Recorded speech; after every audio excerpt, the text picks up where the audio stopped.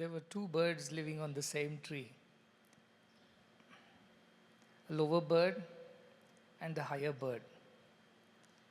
And the lower bird went on eating the bitter and sweet fruits that were on the tree.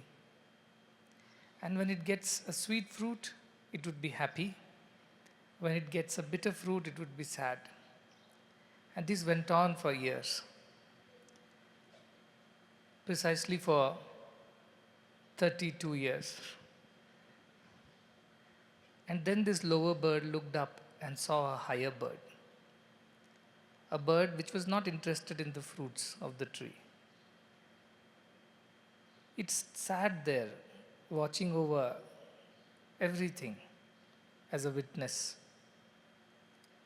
It neither wanted to eat, nor was it that it did not want to eat. It was just there. After a long and deep thinking, the lower bird, who always admired the upper bird, told itself, "Can I also be like that, which is unaffected by whatever happens around? It's not interested in the bitter and sweet fruits of the tree. It's only interested in the peace that it experiences, in the bliss that it experiences as a witness." And slowly and steadily, inspired by that equanimity, by the bliss, by the peace of the upper bird, the lower bird strived and hopped one branch at a time in its striving to realize what that upper bird is like. And in the process, it had to give up eating bitter and sweet fruits, for its goal to reach the upper bird was more important. And so, branch by branch, as it hopped up and finally reached the topmost branch where the upper bird was seated, in a span of 11 years, it realized there was no other bird. There was no upper bird, there was no lower bird. It was the same bird which one, when thought that it was destined to only experience the joys and sorrows of life and struggle every day to make itself happy, it was called the lower bird. But the moment it withdrew from this daily struggle to enjoy things, to experience things, but rather be a witness, it realized that it was the same bird on the upper branch too. This is not one person's story. This is the story of every one of us. Some people might have climbed a few branches up earlier. Some might be still there on the lower branches. But we are all sitting on the same tree, striving to realize what that upper bird is, what it is to be like that upper bird. The struggle to give up this idea of being a lower being is the struggle of a spiritual aspirant. At times you do find sweet fruits in the world and you become quite entangled in this idea of enjoying more. But once in a while, the tree of life does send some bitter fruits our way. And that is the time when we look up and see, can't I be like that upper bird? Our sorrows, our setbacks, our struggles in our lives are a message from that upper bird, that it's time that you look up and don't you continue to live that lower life anymore. In this world, we need examples. Examples whom we can see and we can follow. Examples that will infuse confidence in us, that if so and so can do, we can also achieve that, sooner or later. And that is the story of every master who descends for the ascent of the seeker. In the month of July, in the year 2011 is when the story began here in Mudenhalli. The stage was Anandam. The setting was this beautiful natural setting, and the background was that a descent wanted an ascent. For the descent cannot carry on in the same body anymore. But still, an example had to be set, an example that people could relate to. People could feel that this is just one of our kinds. People who could get inspired by seeing if this person can do, we can also do. And the whole process was to just make an example out of that lower bird, so that many other lower birds also look up to becoming that upper bird. This is the essence of the whole story. Everything else is just sometimes even unwanted detail. But the essence of the story is this: the time for man to realize God within his or herself is the time which is now. Until we give up craving for the sweet or bitter berries, we cannot ascend. And then once we ascend, it does not matter whether the berries are sweet or bitter. It's all the same to the bird. So this is the story of every one of us. And there is no special reason why we should celebrate a day like this. This is just another date on the calendar. So many dates have come, so many dates would come and go. But the idea of gathering together is to remind ourselves of the purpose for which we are born. Everything else is secondary, everything else is unnecessary, even unwanted. The only thing that is necessary is we all rise branch by branch, day after day, to reach that realization that we are that bird. There are no two birds in the first place. We are that upper as well as lower bird, provided we put efforts to realize this truth. So what is the role here? The role is to just help everybody climb one branch at a time, to realize who you truly are. And that is all the role is. The service projects, all the various initiatives in so many countries are just ladders or just ways which will help us to climb the next branch. And we can keep rising above and above. And all those who participate and become a part of these wonderful service initiatives, I'm sure they have climbed a branch or two or even more in the last 11 years. You know better, because you alone know on which branch you are sitting now. But I have seen the transformation in people. I have seen young and old, new and the old devotees, so many people, so many children. The kind of transformation that has happened in the last 11 years, it's truly, truly divine. Small children talk about divinity and self-realization. Also a commitment to a lifetime of service to society. This has not happened before. This has not happened in 96 years before. This is what is happening now. Because this is the final reason, the final phase of the great grand mission of Sai. To uplift humans and help them realize their divinity. Path will not be easy. Don't ask for easy paths, because all easy paths only take you to the lower branch, not the upper one. The upper one is the path of struggle, path of sacrifice, path of love and service.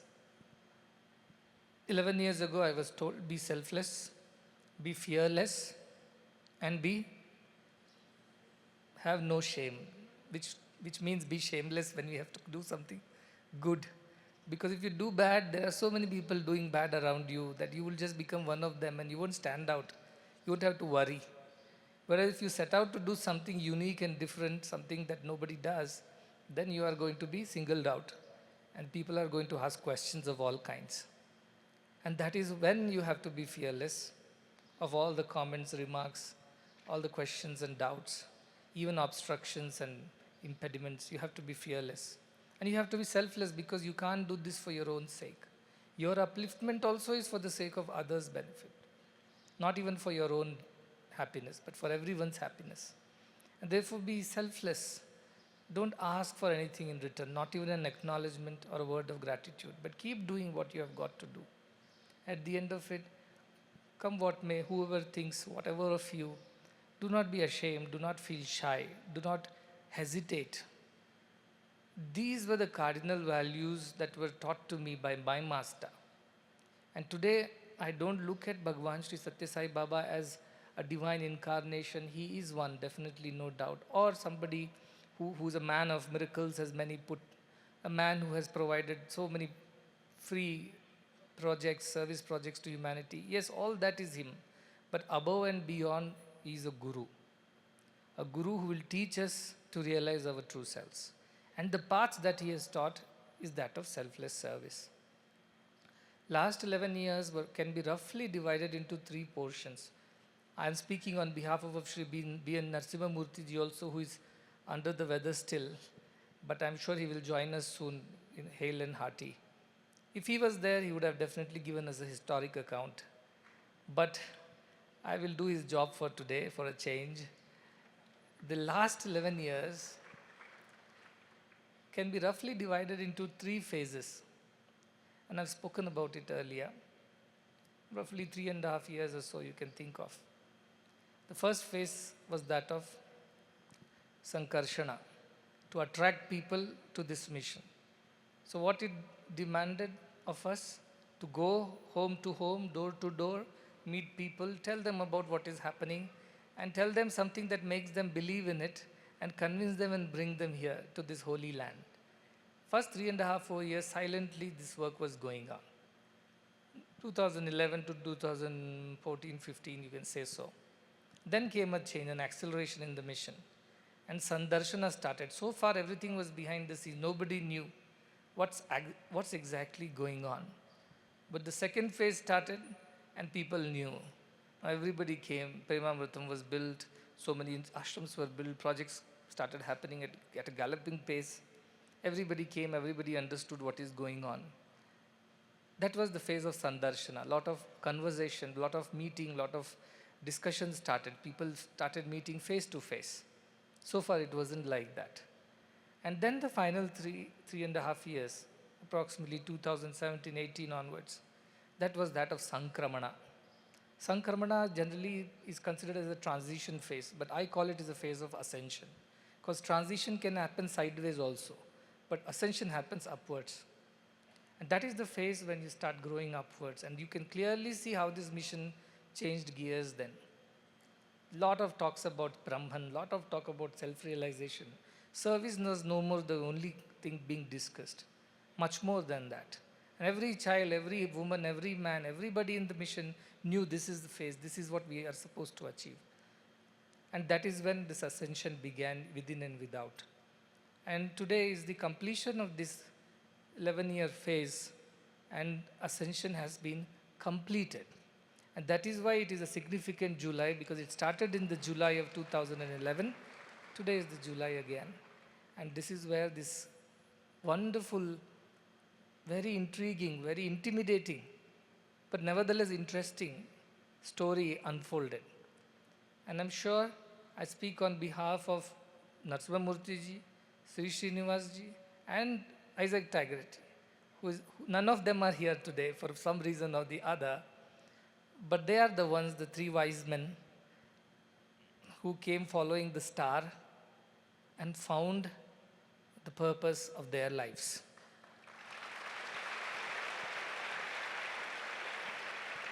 They offered themselves to this cause, this mission. And today all of them stand tall as examples of surrender and service. But this is what the true mission is, the ascension of man. And the way, the path is through selfless love and selfless service. So when Narasimha Murthy said, we must celebrate this occasion now. You know, by nature, I am quite shy of public appearances. And I had to really swallow a lot to keep pace with my master and keep doing what was asked of me. Given to me, I would hide behind somewhere in the corner of the hall and enjoy the show. But who knew the spotlight would be on me? I never knew that. But slowly, steadily, just out of devotion and commitment to the master. Whatever was said had to be done. There was no two ways about it. And this is what happened, and that is how we came this far. All of us have come this far. It's not just my journey, it's everyone's journey. All of us have moved a branch or two up on the tree. And that is the story divine.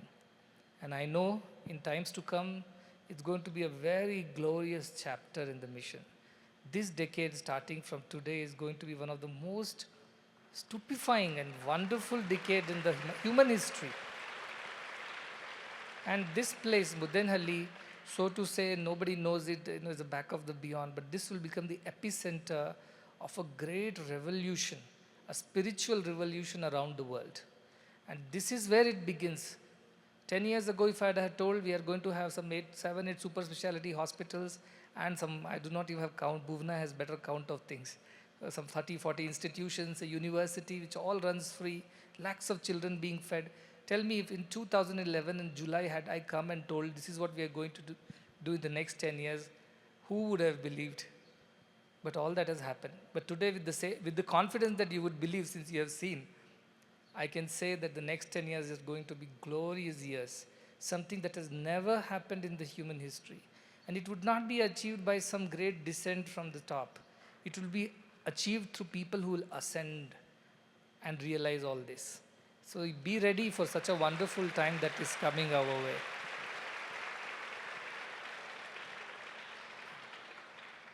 So to call a birthday, but it's just an occasion to remind ourselves and even understand what is going on.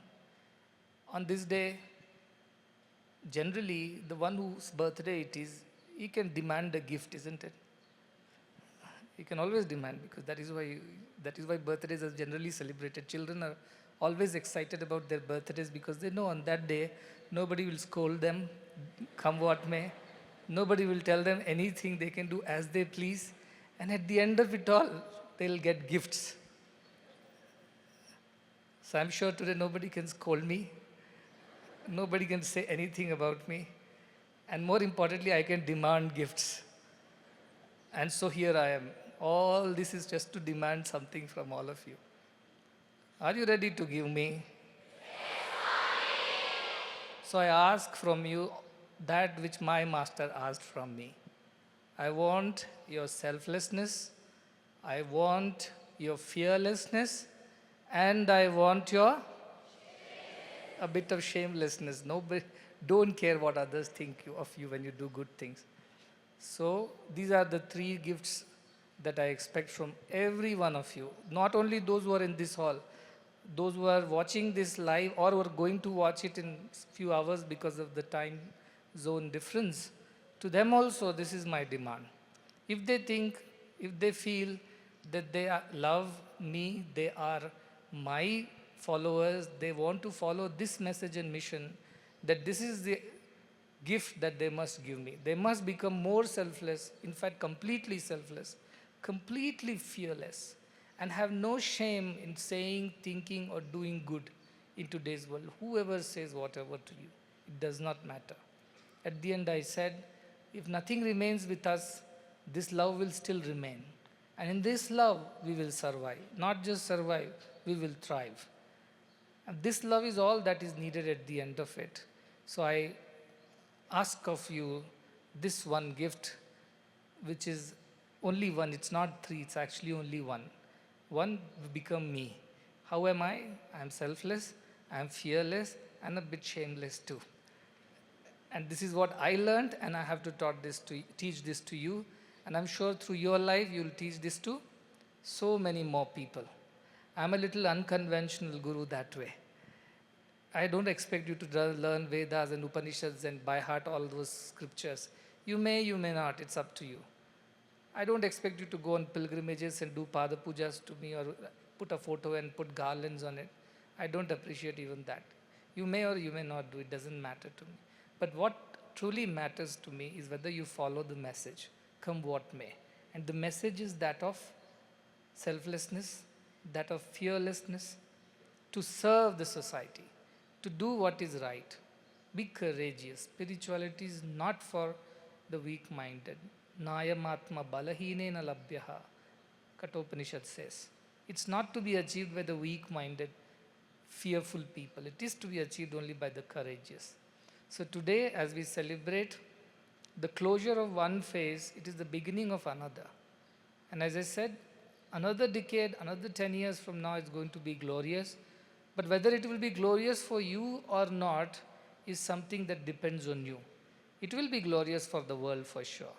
But whether it will be personally glorious for you or not, it is something that depends on how much of yourself you give away in the pursuit of that perfection.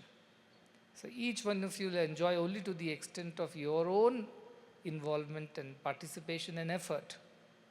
See, but let me tell you, the view from the topmost branch is wonderful.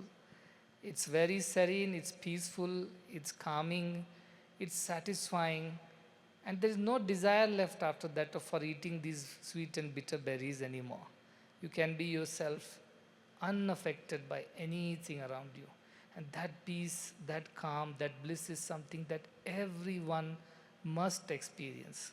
And that is my struggle to teach all of you, to convince you that you must experience that which I am experiencing up on the upper branch. So may you all, day after day, strive, even struggle if it should be so, but never give up. Never go down another branch. Always try to rise above. And I'm sure a day will come when this whole place will be full of Atmagyanis. When Brahmagyanis will be walking on the roads of India and the world.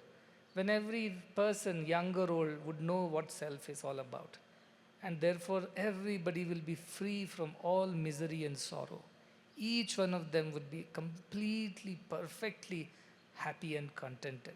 That is the world that I have set out to build. And I need each one of you to be a part of this great, great mission that is unfolding.